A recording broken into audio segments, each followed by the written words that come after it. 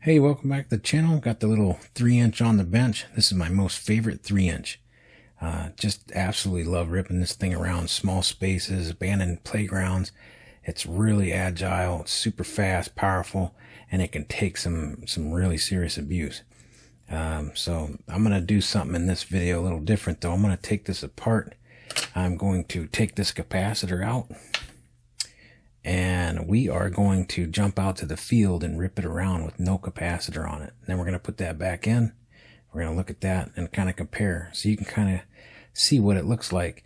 You know, what does a video look like with just engine noise that a capacitor can fix? And then what kind of video am I having that might not be that way? So that's what this video is about. Let's go ahead and get started.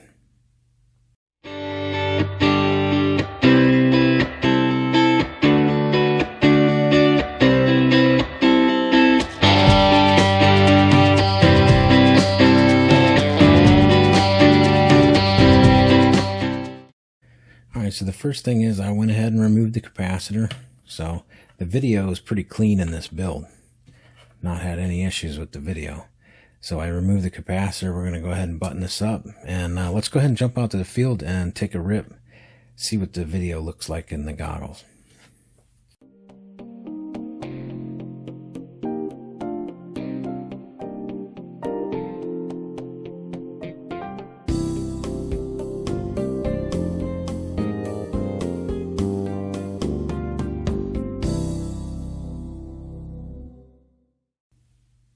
All right, so that's interesting.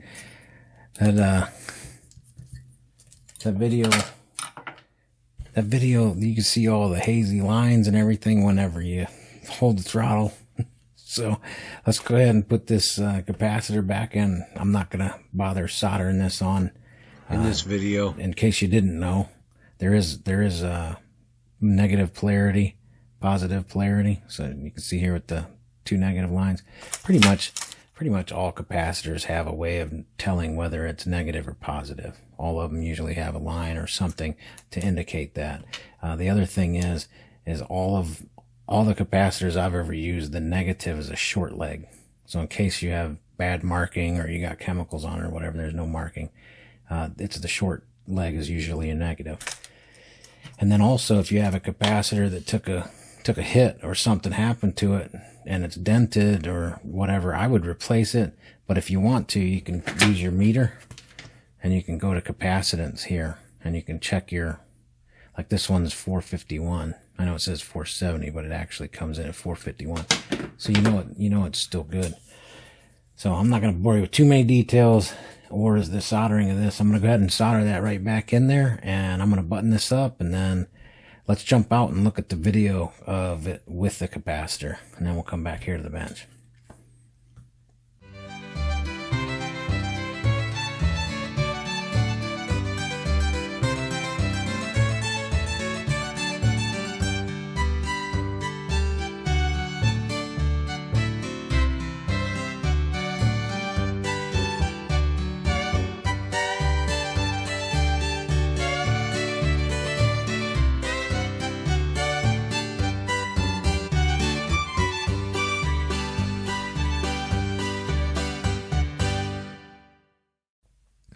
All right, what'd you think about that?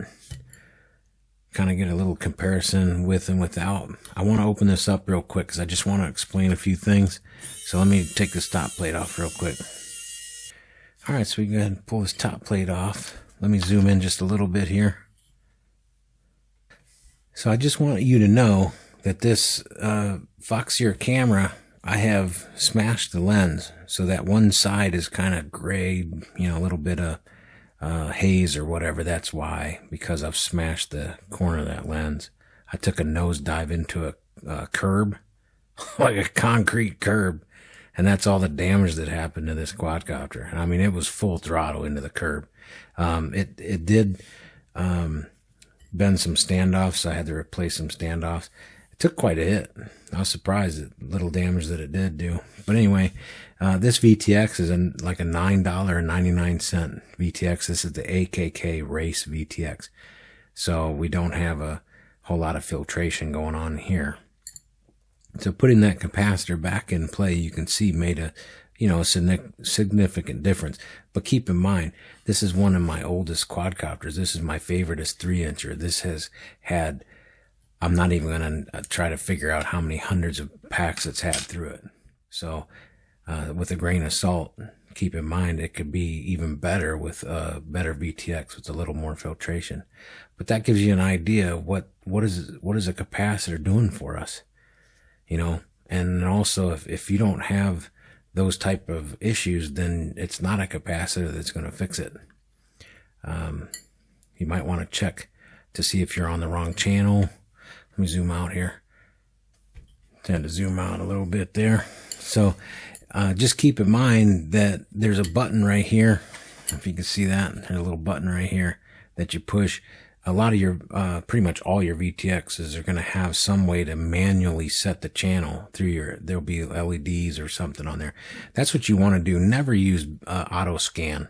Auto scan's okay if you're just real quick wanting to look at something and go, okay, there's a feature, change it real quick, and then you're done.